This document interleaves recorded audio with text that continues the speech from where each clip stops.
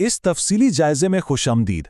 आज हम दिए गए माखज़ की रोशनी में एक ऐसे मौजू पर बात करेंगे जो इंसानी जज्बात के बहुत ही करीब है, और वो है औलाद। हम इस गहरे रूहानी सफ़र और उन बरकतों का जायज़ा लेंगे जो एक बच्चे की पैदाइश के साथ किसी भी घर में आती हैं। ये महज कोई आम जज्बाती बात नहीं है, बल्कि हम उन 5 अहम निशानियों को समझने की कोशिश करेंगे जो खालिक ने इस सारे अमल में हमारे लिए रखी हैं। तो इस बुनियादी बात से शुरू करते हैं। माखज़ के बिल्कुल शुरू में ही ये वाज़े कर दिया गया है कि औलाद अल्लाह ताला की बहुत बड़ी नेमत है।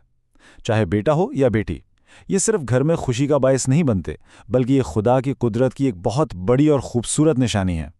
और सच पूछें तो यही वो ठोस बुनियाद है जिस पर हमारी आज की ये पूरी गुफ्तगू खड़ी है। तो आइए कुदरत के इस पहली निशानी की तरफ चलते हैं जो एक ख़ानदान में बिल्कुल खामोशी से ज़ाहिर होती है। बेमिसाल मोहब्बत। ज़रा गौर करें, एक माँ जो दिन भर के आम कामों से थक कर चूर हो जाया करती थी, वो अचानक अपने बच्चे के लिए पूरी पूरी रात जागती है।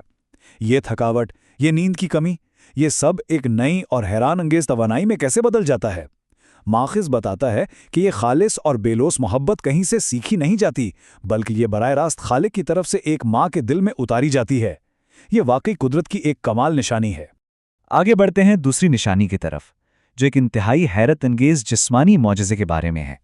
छोटे छोटे हाथ, छोटी छोटी आंखें और एक मुकम्मल धड़कता हुआ दिल। एक बिल्कुल नन्हे से वजूद के अंदर एक कामिल इंसान की ये तख्लीक, ये कोई इत्तेफाकी बात नहीं है। माखज़ खास तौर पर इन शायराना तफसीलात को नुमाया करता है कि कैसे एक मामूली से वजूद से धड़कते दिल और चलती सांसों तक का ये सफ़र दरअसल खालिक की ज़बरदस्त कुदरत का सबसे बड़ा और ठोस सबूत है। और अब तीसरी निशानी, जो जिस्मानी बातों से निकलकर घर के मजमूई रूहानी माहौल की तरफ इशारा करती है। खुशियाँ और बरकत। हमने अक्सर सुना है कि बच्चे अपना रिज़्क खुद लेकर आते हैं, और माखिज़ भी इसी बात की तस्दीक करता है कि बच्चे, और ख़ास तौर पर माखिज़ के मुताबिक बेटे की पैदाइश से ख़ानदान में खुशियों और रिज़्क में एक फौरी और यकीनी इजाफा होता है।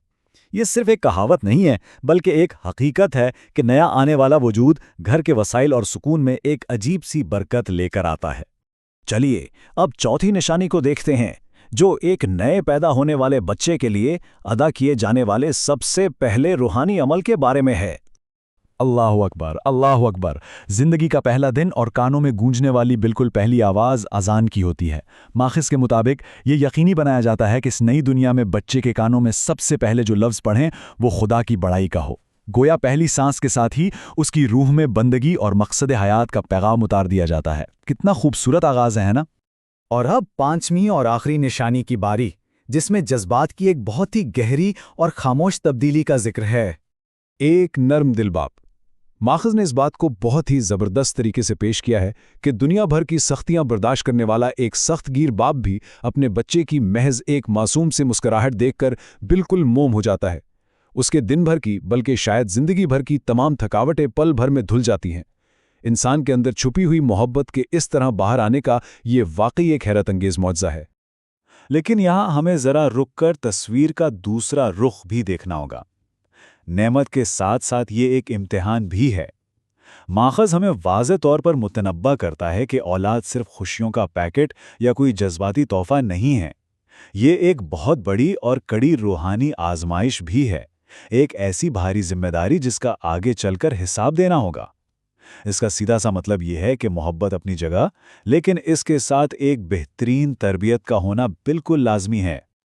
और दरअसल यही तरबियत बच्चे को सदक़े जारिया बनाती है। सदक़े जारिया यानी एक ऐसा मुस्तकिल सवाब जो कभी रुकता नहीं है। माखज़ के मुताबिक अगर बच्चों को कुरान की तालीम दी जाए, उन्हें नमाज का आदी बनाया जाए और बेहतरीन अखलाक सिखाए जाएं, तो ये मुस्बत तरबियत उन्हें एक आम इंसान से बढ़कर वालिदैन के लिए एक ना ख़त्म होने वाला तोहफ़ा और रूहानी सदका बना देती है, दुनिया में भी और दुनिया से जाने के बाद भी। मतन के इख्तिताम पर एक बहुत ही जामे और खूबसूरत दुआ मौजूद है, जिसमें खालिक से ये इल्तिजा की गई है कि वो हमारी औलाद को नेक, सालेह और दीन का खादिम बनाए।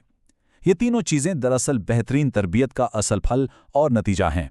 और सच तो ये है कि जिस किसी को भी ये नेमत मिले, उसके दिल में यही सबसे बड़ी और खालिस ख्वाहिश होनी चाहिए।